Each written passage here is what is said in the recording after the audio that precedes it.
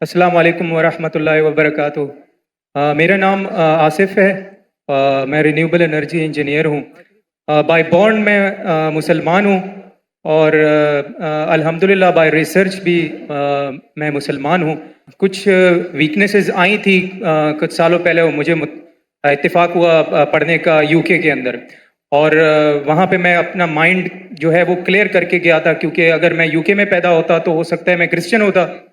تو یو کے گیا اور وہاں پر کرسچنس پہ بھی ملا، اور ڈفرینٹ ریلیجن لوگوں سے بھی ملا، اور ناٹنگھم اسلام انفارمیشن پوائنٹ کے تھرو میں نے دعوت بھی دی، ان سے ملا، اور جس طرح سے ڈیبیٹس ہوئیں، آپ کی بکس ہیں، احمد دیدات کی بکس ہیں، انہوں نے بہت ہیلپ فل کی، اور جب کرسچنز اور ڈفرینٹ تھے وہ بے بس رہ گئے، تو میرا یقین اور پختہ ہو گیا کہ اسلام اور قرآن کے علاوہ اور کوئی مذہب حق نہیں ہے، یہی صرف حق ہے تا قیامت تک، کیونکہ ان کی بے بسی دیکھی میں نہیں دیکھی وہیں پر۔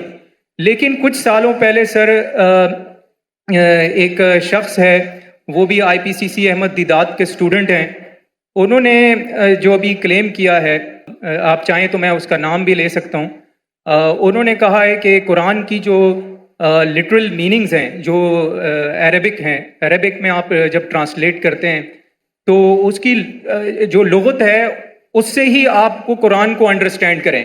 آپ جو تفسیر دیکھتے ہیں یا پھر کچھ حدیث ہیں، اس سے آپ اگر دیکھتے ہیں تو وہ قرآن کی انڈرسٹینڈنگ بالکل بدل جاتی ہے، جیسے کہ وہ کہتے ہیں کہ تورات جو ہے وہ موسیٰ علیہ السلام پہ نازل نہیں ہوئی۔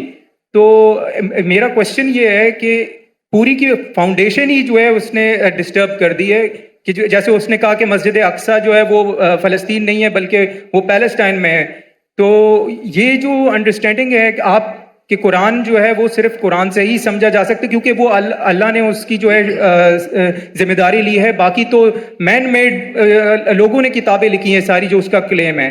تو میری ریکویسٹ ہے کہ اگر آپ اس کو کلیئر کریں، اس انڈرسٹینڈنگ کو، کہ قرآن کو صرف اسی ٹرانسلیشن سے ہی سمجھا سکتا، کیونکہ اس کو قرآن نے وہ اللہ نے اس کی وہ لی ہوئی ہے۔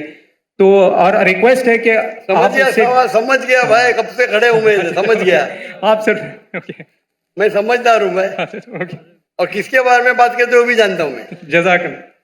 بھائی صاحب کا سوال ہے کہ ایک شخص ہے پاکستان میں جو دیدہ صاحب کا شاگرد کہلاتا ہے، اور وہ کہتا ہے کہ قرآن مجید کو لغوی معنی ٹرانسلیشن کیا ہے اس سے سمجھا جا، حدیث سے نہیں۔ قرآن میں کئی آیتیں اطیعوا اللہ اطیعوا رسول، اوبے کرو اللہ کو، اللہ کے رسول کو۔ کیسے اوبے کریں گے؟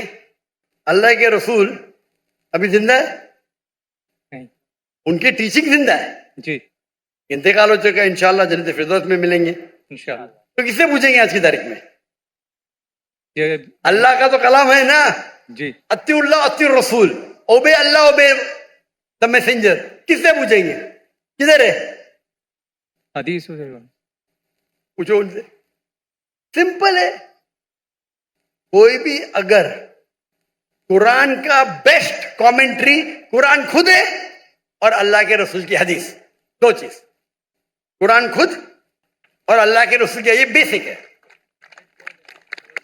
Best is Quran itself, کئی جگہ قرآن میں دو جگہ ذکر ہے، دو commentary, it is called itself. Number 2 اللہ کے رسول کی حدیث، اس کے بعد اینسلری، اور ہو سکتا ہے سائنس، ہو سکتا ہے ٹیکنالوجی، بعد میں آئیں گا۔ دو بنیاد ہے اپنے شریعہ کی، قرآن اور حدیث۔ اور پھر قرآن میں یہ بھی لکھا ہے فَاسْأَلُوا أَهْلَ الذِّكْرِ إِن كُنتُمْ لَا تَعْلَمُونَ۔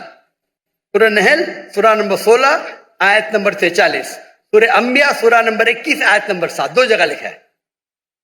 اس سے پوچھو جو ایکسپرٹ ہے۔ یعنی قرآن میں سارے پرابلم کا، ایک جن نے پوچھا کھانا کیسا پکانا لکھے لے، میں بولا ہاں لکھے لے، کیا لکھے لے؟ کوک سے پوچھو نا، کوک ایکسپرٹ ہے نا۔ فَاسْأَلُوا أَهْلَ الذِّكْرِ إِن كُنتُمْ لَا تَعْلَمُونَ، وہ باورچی سے پوچھو، بتائیں کیسا کھانا بن گیا ہے۔ تو قرآن ٹیلی گرافک بک ہے، تو باورچی سے بھی پوچھ سکتے ہیں آپ اگر آپ کھانا پکانا جانتے، برابر نا؟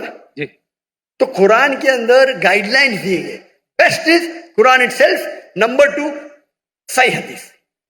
اینسلری بھی ہو سکتا ہے، مثال کے طور پہ آپ ایکسپرٹ سے پوچھ رہے، آپ سائنس کا پوچھ رہے، اگر آپ لغات سے کچھ ملتا ہے آپ کو، جی، تو ایک ہوتا ہے کہ قرآن کی تفسیر تھرو قرآن، نمبر 1، ایک قرآن کی تفسیر تھرو حدیث، नंबर 2, कुरान की तफसीर लुगा भी है. अगर आपको कुछ लुगवी मानी मिलती है और अगर वो दूसरे कोई कुरान के आयत से नहीं टकराती है और सही हदीस से नहीं टकराती तो आप उसका इस्तेमाल कर सकते हैं. समझे? समझे ना? जी जी. क्योंकि कई बार एक अरबी लफ्ज के 3 मानी 4 मानी होते हैं. तो पहले आपको तहकीक करने पड़ेगा इसके बारे में कुरान में और कहाँ लिखा गया है. मिल गया, हदीस से मिल गया. फिर लुगा देखो, अच्छा ये कुरान में 4 मानी है, ये 2 कुरान से मिलते हदीस से मिलते, बाकी 2 नहीं मिलते, बाकी 2 को निकाल दो. आप समझे? जी लेकिन अगर नहीं टकराती है तो आप इस्तेमाल कर सकते हैं. अगर जी. नहीं कुरान और सही हदीस से नहीं टकराती है, जी अगर ऑर्डर रहता है, this order, number 1 is Quran, फिर हदीस है, फिर बाद में आपका लॉजिक है. लॉजिक ऊपर नहीं आता है, लॉजिक नीचे, उर्फ है, कस्टम्स है. तो फिक्र के अंदर उसूल है. ये उसूल के डिफरेंस होने की वजह से थोड़ा इख्तिलाफ है, उसके ऊपर भी मैं डिटेल में जाऊंगा नहीं. जी. लेकिन लुगा का इंपॉर्टेंस है, टॉप पे नहीं है, टॉप पे नहीं है, नीचे. आप समझे ना? जी जी. अगर हदीस से साबित हो गया कि ये कुरान के मानी ये है तो हदीस है फाइनल, बट सही हदीस होना चाहिए. मिसाल के तौर पे सबसे पहली आयत जो नाजिल हुई, पहले 2 आयत, इकरा बिस्मि रब्बिकल्लज़ी खलक़ खलक़ल इंसान मिन अलक़, और इकरा की सूरा नंबर 96 वर्स 1 और 2. पढ़ो अल्लाह के नाम से जिसने पैदा किया एक खून के लोथड़े से, लीच. अभी साइंस आज कहती है खून के लोथड़े से तो इंसान बना ही नहीं. उसका मतलब कुरान में गलती है, नऊज़ बिल्लाह, बराबर ना. और बहुत से लोग एतराज देते हैं आपके पहली 2 आयत में ही गलती है, क्योंकि पहले लोग समझते थे, ग्रीक लोग, कि इंसान खून के लोथड़े से बना है. अभी आप जब तहकीक करेंगे तो अलाका के मानी 3 होते हैं. खून का लोथड़ा, लीच, लोच जैसा, Leach like substance, and something which clings. 3 मानी होते हैं. खून का लोथड़ा, लीच लाइक सब्सटेंस. लीच को क्या बोलते हैं उर्दू में? लोच. लीच को क्या बोलते हैं उर्दू में? जोंक. जोंक. जोंक. जोंक. जोंक. और तीसरा है समथिंग विच क्लिंग, जो लटकता है. तो कीथ मोर के पास जब गए थे और ये तीनों मानी दिखाए, कीथ मोर एक क्रिश्चियन था. जी 1991 में 1920 में गए थे उनके पास. वो दुनिया का बेस्ट एम्ब्रियोलॉजिस्ट था. लिखे के तर्जुमा, हमारे साइंस को पता ही नहीं कि एम्ब्रियो, एम्ब्रियो मतलब जब बच्चा माँ के पेट में जब शुरू में पैदा होता है उसे कहते हैं एम्ब्रियो. हमारी साइंस तो कहती नहीं कि वो जोंक के जैसा लगता है. वो माइक्रोस्कोप में गया, शॉक हो गया, अरे हाँ सही है भाई, ये जोंक लगता है. तो इसमें मानी कौन सी है? अभी अलाका की क्या मानी है? जोंक. समझ गए? या बाद में उससे पूछे बाकी के बारे में क्या है? नहीं भाई, बच्चा लटकता भी है, तो दोनों सही है. बच्चा जब मां के पेट में रहता है, वूम में रहता है, तो बच्चा लटकता है थ्रू द एम्बोलिकल कार्ड. एम्बोलिकल कॉर्ड के थ्रू लटकता है, बराबर. दोनों सही है. और रिसर्च करके पता चला कि दिखने के अंदर बच्चा शुरू में खून का लोथड़ा दिखता है, तो वो भी सही है. खून के लोथड़े से नहीं बना, लेकिन खून के लोथड़े जैसा लगता है. तो कुरान की जो आयत है, इक़रा बिस्मि रब्बिकल्लज़ी खलक़ खलक़ल इंसान मिन अलक़, अलाका के मानी खून का लोथड़ा, जोंक और लटकना, तीनों सही है. कोई भी हदीस से टकरा रहा नहीं, कोई भी तफसीर में लिखा नहीं, कोई भी तफसीर में लिखा नहीं कि ये लॉन्च के बारे में, जोक के बारे में. खून का लोथड़ा लिखा है, लेकिन वो गलत फहमी थी, क्योंकि खून के लोथड़े से बनता नहीं, खून के लोथड़े जैसे लगता है. आप समझ रहे ना? तो इस वक्त आप लुगा का इस्तेमाल करें, अच्छी बात है, लेकिन वो लुगा अगर कुरान के दूसरे आयत से टकराता है या हदीस से टकराता है तो उसको छोड़ देने का. आप समझ रहे ना? जी जी. तो लुगा की अपनी उसका दर्जा है, लेकिन नीचे. तो अगर आप उसूल को जाने, उसूल को जाने ने और अपने फतवे देने लगे तो हालत ये होगा. और उम्मत को अगर बेसिक नॉलेज है दीन की, कोई भी आलिम आपको کوئی بھی گھمائیں گا نہیں عالم. اگر آپ کو پتا ہے دین کے بارے میں واللہ کوئی بھی عالم گھما نہیں سکتے آپ کو. وہ پرابلم ہے ہم دین کے بارے میں جانتے ہی نہیں نا. میں آپ سے سوال پوچھتا ہوں, اگر ہندوستان میں حیدرآباد میں گاڑی پہلی بار آئی تھی بہت سال پہلے, تو ایک نواب گاڑی خریدتے, پہلی بار گاڑی آتی, امیر رہتے, مل جاتی گاڑی ان کو, تو گاڑی کے ساتھ ڈرائیور بھی آتی. کس کو چلانے آتا ہی نہیں, گاڑی کس کو چلانے آتا ہی نہیں نا, تو کمپنی اس کو ڈرائیور بھی دیتی ہے.